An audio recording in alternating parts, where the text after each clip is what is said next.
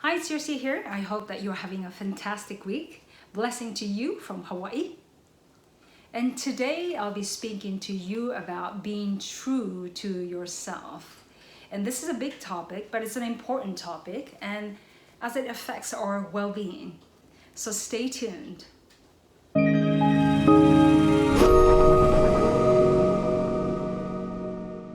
Are there any areas in your life that you are not being true to yourself? For example, relationships. So this is a question I received from one of my clients. What is the right time for me to leave a relationship? And this particular client has children. And you know, when you have children, it's so much harder to make so-called the right decision because you have to think about everyone, not just about yourself, right? So as you are trying to think about a plan that works for everyone, and you get overwhelmed and fears naturally come into our mind.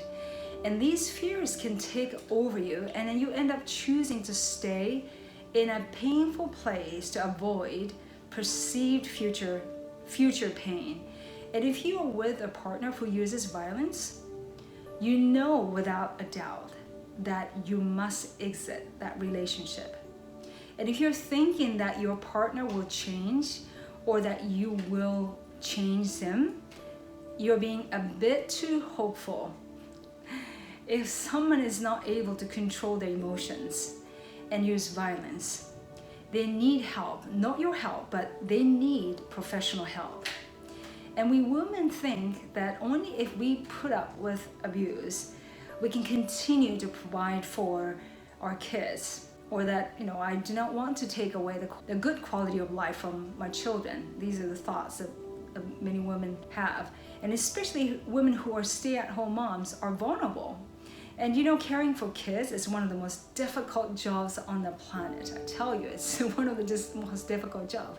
But we must know that the children who are exposed to violence since they are little have a higher likelihood of them becoming an abuser or picking a partner who abuses them. So many of us tolerate pain and abuse, thinking that the taking pain, sacrificing our life is best for the well-being of our children. But the truth is, it's not good for your children, and it's not good for you either, which I know you know it. And I wish I had this awareness a long time ago. And I know that you can't change the past, and that's why I'm reminding you to stick to your truth. So going back, then when is the right time for you to leave a relationship?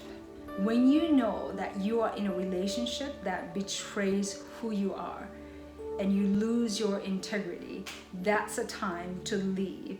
But hopefully you'll be taking action, courageous action, before you get to that point. And this is exactly the same with your career or health or anything else in life. If you're doing something that takes away your self-worth and not being true to who you really are, it's about time to really do something about it. And you can ask yourself this question: what beliefs within me that are stopping me from moving forward? Maybe something like, I'm scared, I don't think I can make it. Or what if things don't work out? Or what if I go broke? What if I go homeless? I actually heard these comments from my clients.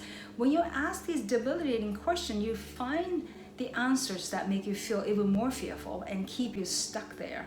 So then you can ask yourself another set of questions to inspire you to move in the direction that help you stay true to who you are. So something like, what if everything works out? How would that life look like? What if it's impossible for me to fail? What if the universe is on my side? What if some higher power is guiding me even though I don't see them? What if everything works out beautifully? How would I be feeling about myself and about my life then? What if I embrace the truth that my children are also protected by their own spirit team and the grace of God?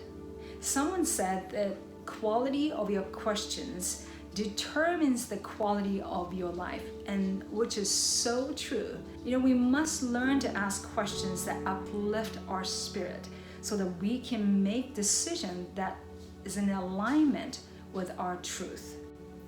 You know, one thing that I really want to mention is that the reason why we feel so fearful is because many of us think that we're living this life on our own, and that we think that we have to figure things out all on our own. You know, when we have this kind of thinking, we feel overwhelmed and then experience so much fear as a result. But we must know that we are not living this life on our own. You have a team of spirits working with you who are guiding you and supporting you on a daily basis. But it's up to you to learn to listen to them, and they cannot force you to listen to them or make you do things because you have free will. And this may sound rather strange and kind of embarrassing, but I want to open up and be truthful because I think it's important. And I know some of you know that I used to believe that the psychics and mediums were crazy people, and I held that belief for a long time. And now I'm able to respect those individuals who work in that capacity, and I myself have been working in that capacity for about a decade. And yet, when it comes to myself, there was a still part of me that was judging myself, saying that, oh, you are making a living doing that crazy work. And even though I get thank you letters and lots of beautiful, beautiful appreciation from my amazing clients, which I'm so grateful for, I still had in the back of my mind making fun of myself about the fact that, you know, I'm making a living doing this woo-woo stuff that I used to dislike. And my conscious mind never wanted to become a medium. And that wasn't even part of my plan. I was planning to become something else, like a computer programmer, and, you know, go on to do MBA and do a full-on business stuff. And yet this thing happened for me, and no matter how many times I tried to escape from it, it didn't work and brought me right back to it, because that was my soul's calling. Soul chose to do that even prior to coming into this physical world. But the truth is, I knew it deep within me. That was my calling, and yet here I was still trying to escape from the gift of spirit. You know, I even tried to apply for regular jobs and trying to do other stuff so that I can be normal. But every time I, attempt to escape from it all and not being true to my calling, not being true to my soul, I get a call or letters or emails from my clients thanking me for helping them to connect with their loved ones and spirit in a powerful way, and telling me that I changed their life in a positive way. And I know that it's the universe's way of gently reminding me to stay true to my soul. And by the way, I love to add this. And some people think that only people with weak mind go see a medium or a psychic, but that's so wrong, as my clients are extremely intelligent and many are highly educated, and they have impressive background, and some are extremely successful in every way. And they're not at all weak-minded people, but they are simply open-minded, amazing people, and very aware. And I want to thank my clients for your love and open-mindedness. Thank you. So going back, I know that to be true to myself is to honor my soul's desire and purpose, and yet I was still fighting and not being true to my soul fully. So I've decided that I no longer fight it, but embrace the gifts, my woo-woo gifts fully, and just go all the way. And you and I know that it takes courage to be true to ourselves, but that's the only way for us to feel fulfilled, because when you're true to yourself, you are working in the energy of God. And this applies to every area in your life. And if you feel a slightly off within you, ask yourself, am I being true to myself? If not, why not? And we must examine the beliefs that are holding us back and ask the high quality questions that get you to start thinking about the kind of life that is true to your soul. And please also know that you have a team of spirits working with you. They know your pain and your suffering and your fantasies and your soul desires and your purpose. So let them work with you, and don't try to do it yourself and get fearful about making changes. And some people tell you not to rely on your guys, and they're right. You don't rely on them to fix all your life's problems, but you work with them. You work together as a team. They are your true family members, so work with them. They're willing and able.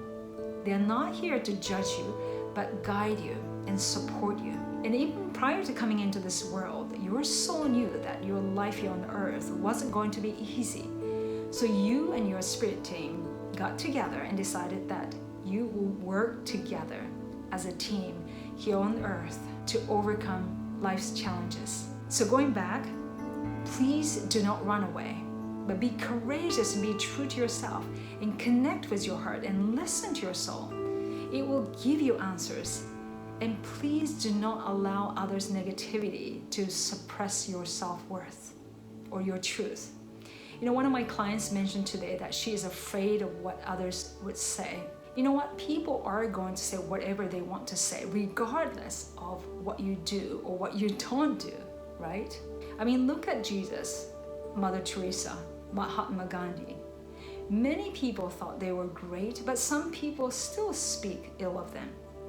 People will do and say whatever they feel like saying, but our life is not about us against them or trying to dim your light to protect yourself from the negativity. You must rise above, and I know it's easier said than done, and also I'm saying this to myself too, but don't take life too personally. And what's important is that the relationship we have with God within, the sacred within. And when you are true to that relationship, you will experience something wonderful. And life is short.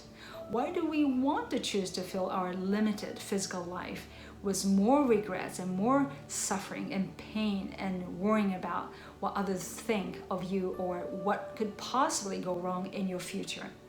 But instead, please listen to your soul and take action that is in alignment with your truth, because when you do that, you get the help you need to make changes, and everything will work out for you in the end. Okay? So wishing you a fantastic weekend.